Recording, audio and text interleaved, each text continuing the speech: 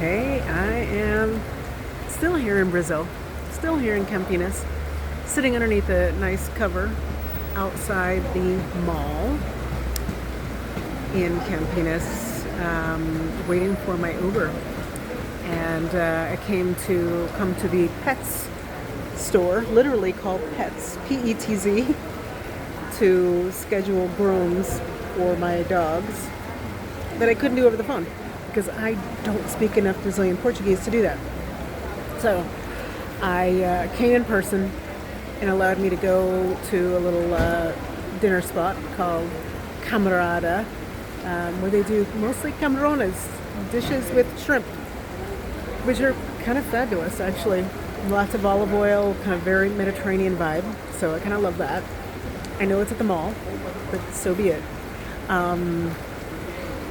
And you're probably asking, why would you want to go to the mall besides going to the pet store? But there's a damn good reason why I come to the mall, actually. Here, the malls are really well attended. It's not like ghost towns in the States where nobody's there. Like, there are lots of people here, lots of rides being picked up outside the mall. I'm not going to go back in the mall right now, but the reason why I come here to shop is because A, I can of course do it mostly one-stop shopping, but B, you can see what the prices are for things. You can look things up. You can walk around, and for the most part, there's not a lot of pressure, and you can figure out what the prices are. If I was to go to all of the touristy places, where we love to go shopping, like the Mercado, and, go to all those fun open markets, there's nothing is priced there. So there's no telling what it is that my fee is, the gringo fee, versus what the fee is for, Brazilian Portuguese people.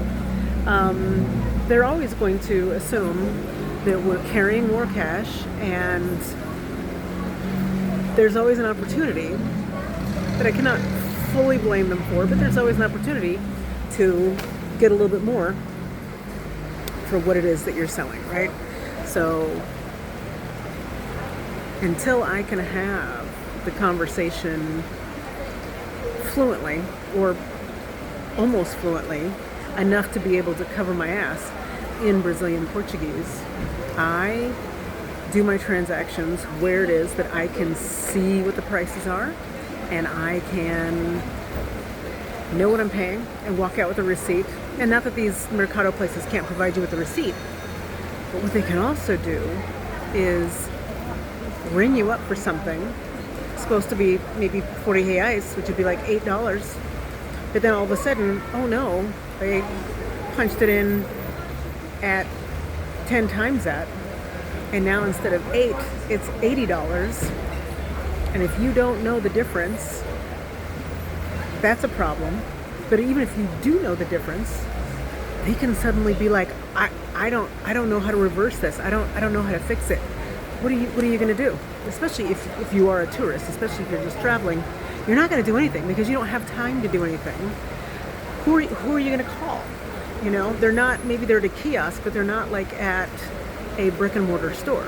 So there's not much you can do. Nobody can, if they tell you they can't reverse it, which of course they can, but if they tell you they cannot, then you're a little bit stuck. Even as a person of color, you're still considered a gringo. And if you show up and you are clearly not in the in club, cannot do the communication in a sufficient way, then you better shop where you know what it is that you're getting and for how much. That's just a safety thing. And I have not found Campinas, Brazil to have any, major safety issues that I've been concerned about. But financially, there's also safety, right?